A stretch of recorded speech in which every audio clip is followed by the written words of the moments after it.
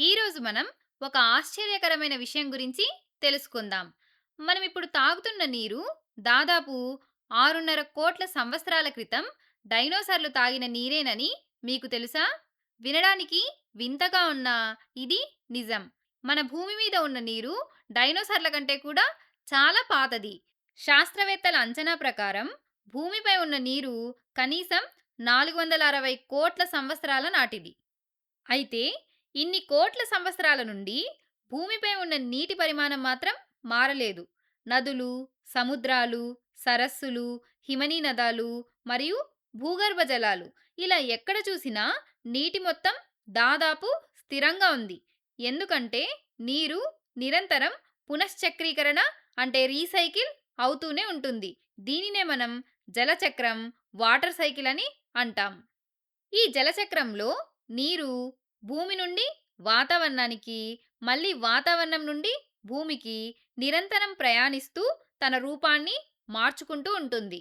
భూమిపై సహజంగా ఘన, ద్రవ మరియు వాయు రూపాల్లో లభించే ఏకైక పదార్థం నీరు మాత్రమే. మీరు నీటిని ఈ 3 రూపాల్లో చూసారా? వేసవిలో మనం చల్లటి నీటి కోసం మనం నీటిలో వేసుకునే మంచు ముక్క నీటి యొక్క ఘనరూపం. అయితే మనం తాగే నీరు ద్రవరూపం.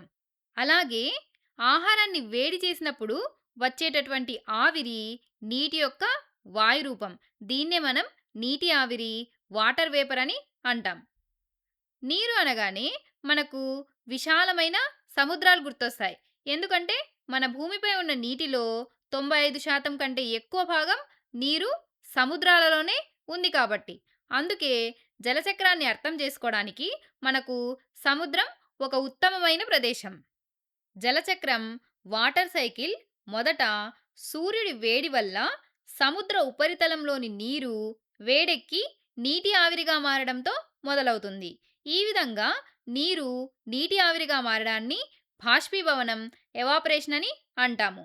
ఈ నీటి ఆవిరి ద్రవ రూపంలో ఉన్న నీటి కంటే తేలికగా ఉంటుంది. కాబట్టి ఇది వాతావరణంలోకి పైకి వెళ్తుంది. అయితే ఈ నీటి ఆవిరి పైకి వెళ్ళే కొద్దీ ఉష్ణోగ్రత తగ్గి వాతావరణం చల్లబడుతుంది. దీనివల్ల నీటి ఆవిరి తిరిగి చిన్న చిన్న నీటి బిందువులుగా మారుతుంది. ఈ ప్రక్రియను సాంద్రీకరణం కండెన్సేషన్ అని అంటారు. సాంద్రీకరణం వల్ల ఏర్పడినటువంటి ఈ నీటి బిందువులు అన్నీ కలిసి మేఘాలను ఏర్పరుస్తాయి. అంటే సాంద్రీకరణం వల్ల మేఘాలు ఏర్పడతాయన్నమాట. ఈ మేఘాలను గాలి ప్రవాహాలు భూమి అంతటా మోసుకెళ్తాయి. మేఘాలలో నీటి బిందువులు ఎక్కువై బరువెక్కినప్పుడు గురుత్వాకర్షణ గ్రావిటీ వల్ల అవి వర్షం రూపంలో తిరిగి భూమికి లేదా సముద్రానికి చేరుతాయి. ఒకవేళ వాతావరణం చాలా చల్లగా ఉంటే ఆ నీటి బిందువులు మంచు స్ఫటికలుగా మారి మంచు స్నోలాగా కురుస్తాయి. మరికొన్నిసార్లు పెద్ద పెద్ద నీటి బిందువులు ఘనీభవించి మంచు ముక్కలుగా మారి వడగళ్ళు, హైల్ స్టోన్స్‌గా కిందకు పడతాయి. ఈ విధంగా వివిధ రూపాలలో భూమికి చేరిన నీరు నదులు లేదా సరస్సుల ద్వారా తిరిగి సముద్రానికి చేరుతుంది. అయితే వర్షం, మంచు, వడగళ్ల రూపంలో భూమికి చేరినటువంటి నీటి ప్రయాణం ఎప్పుడూ ఒకేలా ఉండదు. కొన్నిసార్లు కురిసినటువంటి మంచు హిమనీనదాలుగా మారవచ్చు లేదా వర్షపు నీరు భూమిలోకి ఇంకి భూగర్భ జలం గ్రౌండ్ వాటర్గా కూడా మారవచ్చు. ఈ హిమనీనదాలు గ్లేషియర్స్లోని నీరు ఉష్ణోగ్రత పెరిగినప్పుడు నెమ్మదిగా కరిగి నీరుగా మారుతుంది. అది నదుల ద్వారా ప్రవహించి సముద్రాలకు చేరి తిరిగి జలచక్రంలో భాగమవుతుంది. అదే భూగర్భ జలాల విషయానికొస్తే ఈ నీటిని మొక్కల వేర్లు పీల్చుకుంటాయి. వేర్ల నుండి ఈ నీరు మొక్కల ఆకులపై ఉండే పత్రరంధ్రాలు, స్టొమాటా ద్వారా మళ్ళీ ఆవిరి రూపంలో వాతావరణంలోకి విడుదలవుతాయి. ఈ ప్రక్రియను బాష్పోత్సేకం, ట్రాన్స్పిరేషన్ అని అంటారు. మొక్కలు పీల్చుకోని భూగర్భ జలాలు మెల్లగా ప్రవహించి అక్విఫర్లు అంటే రాళ్ల మధ్య నిక్షిప్తమైన నీళ్లుగా మారవచ్చు.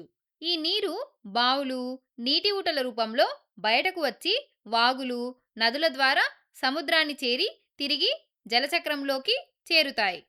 ఈ విధంగా ఎన్నో రకాలుగా ప్రయాణించినటువంటి నీరు తిరిగి వాతావరణంలోకి బాష్పీభవనం ద్వారా చేరి మళ్ళీ జలచక్రంలో భాగమైపోతుంది. మనకు జలచక్రం వాటర్ సైకిల్ చాలా కష్టంగా అనిపించినా దాని వెనక ఉన్న సూత్రం చాలా సరళం. జలచక్రంలో నీరు నీటి ఆవిరిగాను, నీటి ఆవిరి మేఘాలుగా, మేఘాలు వర్షాలుగా మారుతాయి. ఈ వర్షం వివిధ రూపాలలో భూమిని చేరి వివిధ రూపాలలో ప్రయాణించి తిరిగి వాతావరణంలోకి చేరి జలచక్రంలో భాగమవుతుంది. ఈ ప్రక్రియ నిరంతరం పునశ్చక్రీయమవుతూ ఉంటుంది. అందుకే భూమిపై ఉన్న నీటి పరిమాణం ఎప్పుడూ స్థిరంగా ఉంటుంది. కేవలం వాతావరణం, భౌగోళిక పరిస్థితులు, సూర్యరశ్మి మరియు గురుత్వాకర్షణపై ఆధారపడి నీరు ఒక రూపం నుండి మరొక రూపంలోకి మారుతూ ఉంటుంది తప్ప భూమిపై ఉన్న నీటి పరిమాణం మారదు. భూమిపై జీవకోటికి నీరు చాలా అవసరం. పెరుగుతున్న జనాభాకు మంచినీరు చాలా పరిమితమైన వనరుగా మారుతోంది.